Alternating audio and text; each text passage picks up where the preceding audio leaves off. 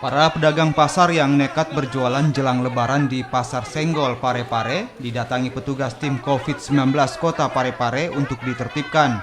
Namun tidak terima ditertibkan, sejumlah pedagang akhirnya terlibat kericuhan dengan petugas. Mereka beralasan selama pandemi COVID-19 tidak mendapat penghasilan karena sudah 51 hari jualan mereka ditutup oleh pemerintah Kota Parepare.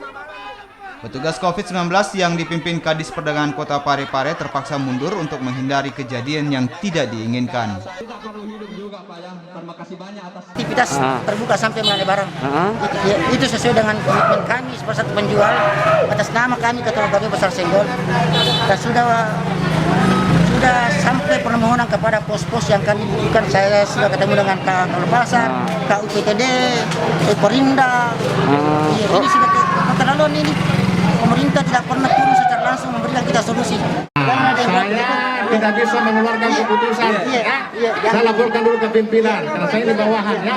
Ya, silakan Pak, silakan. Ya. Jadi memang dilema ini Pak. Iya Pak. Dilema. Satu sisi kita harus hindari penyebaran virus karena ini penyakit wabah.